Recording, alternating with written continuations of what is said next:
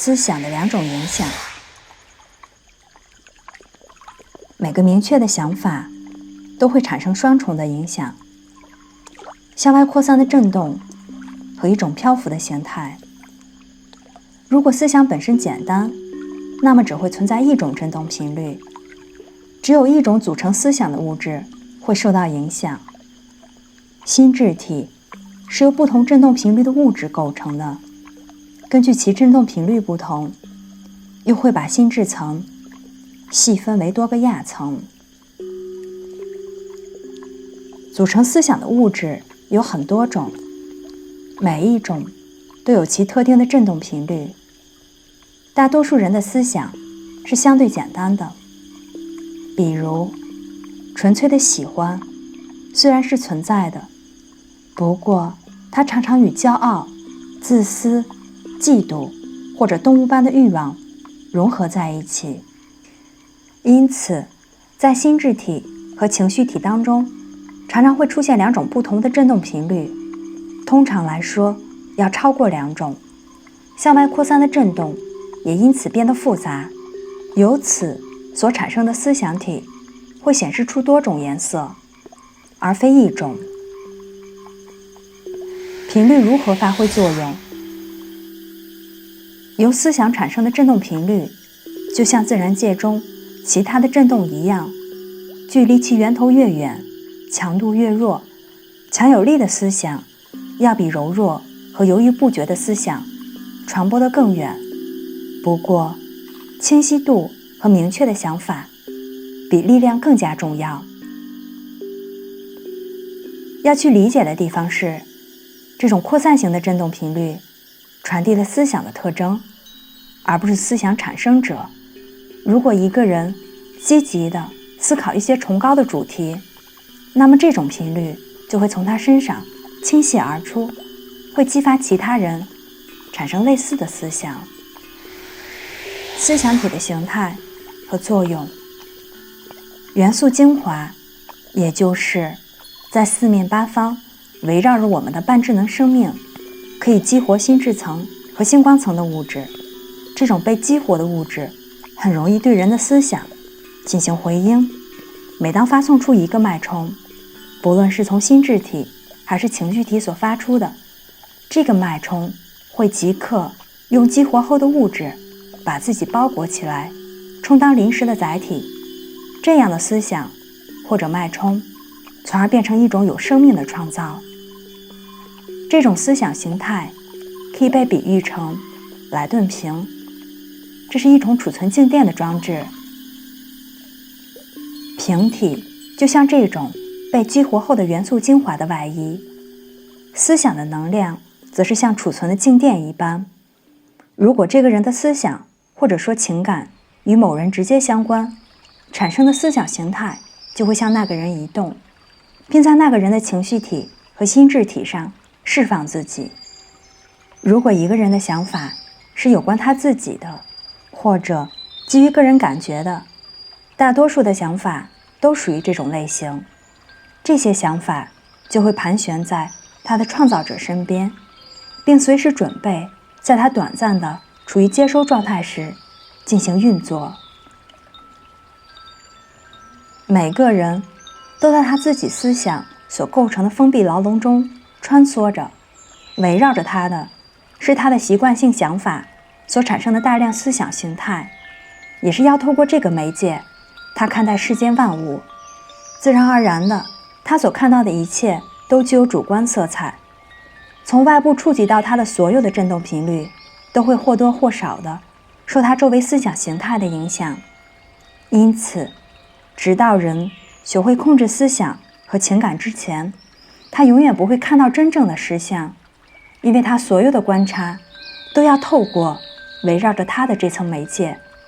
这层媒介会扭曲和渲染一切，就像劣质玻璃一般。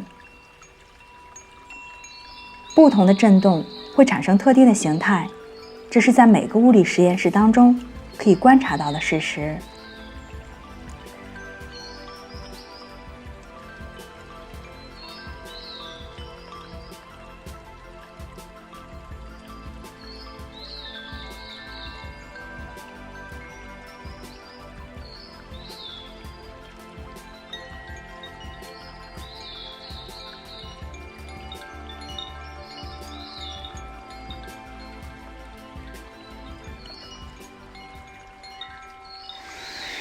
基本原则：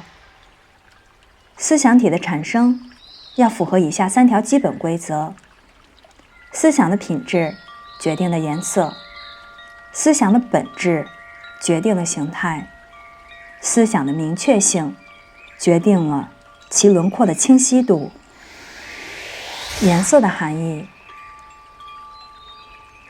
红色，从刺眼的砖红色到鲜艳的猩红色，都表示愤怒；清澈的棕色，烧焦的颜色赭色，显示出贪婪；深沉的棕灰色是自私的标志；深沉的灰色表示沮丧；橙色表示骄傲或野心；各种深浅的黄色表示智力或智力上的满足；暗黄的赭色表示这种能力的方向为自私的目的。颜色的亮度和深度通常来说是衡量情感的力度和强度的标准。另一个要考虑的因素就是形成思想体的物质。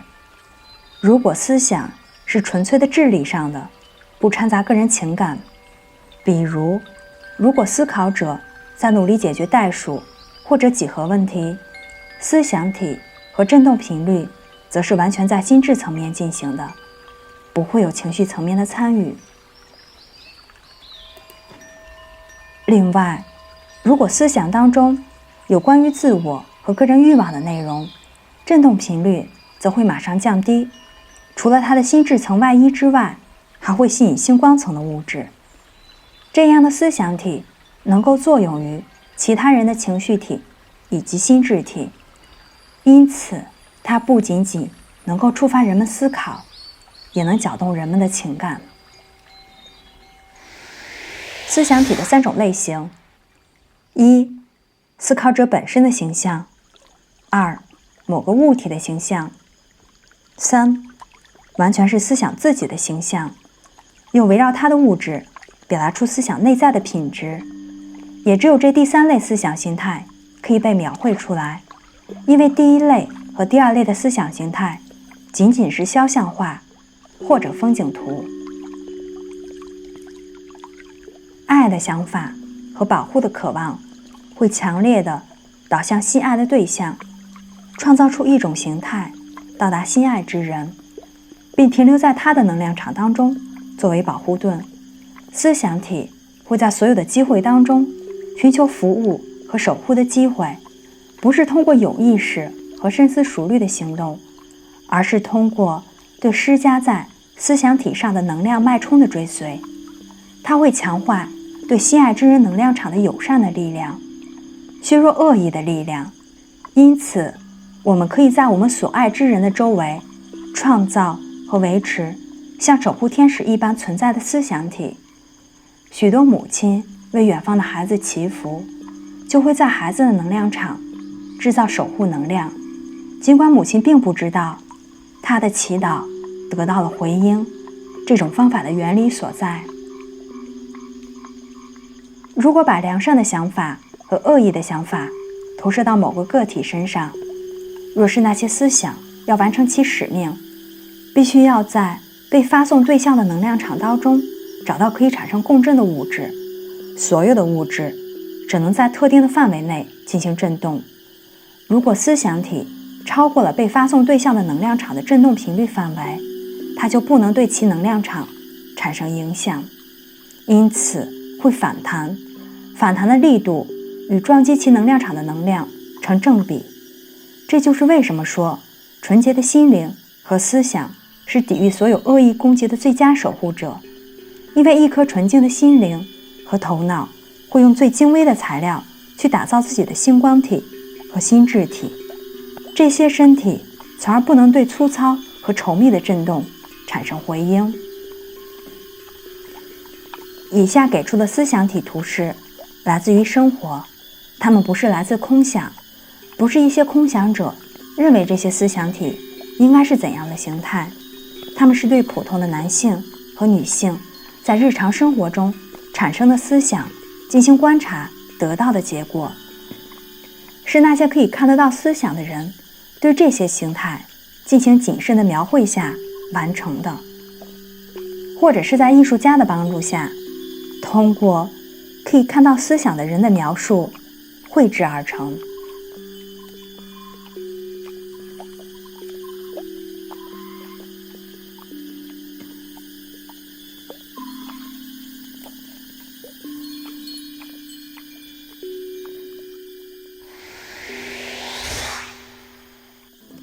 很多人都知道，声音也总是与颜色联系在一起。比如，当一个音符响起时，那些感官精微的人就会看到与那个音符相对应的颜色。大多数人并不知晓，声音不仅会产生形态，也会产生色彩。每一首乐曲都拥有这样的特质，这种影响会持续一段时间。对那些可以看得到的人来说，这种形态清晰可见，并可以理解。其中一些音乐产生的思想形态非常引人注目，并让人印象深刻。从本质上来说，其变换是无穷尽的。每一类音乐都有其特殊的形态，作曲家的风格在他的音乐所构建出来的形态中表现得一清二楚。正如一个人的性格可以体现在他的自己中一般，使用不同的乐器演奏可以让形态产生变化，演奏者的品质也可以影响音乐所产生的形态。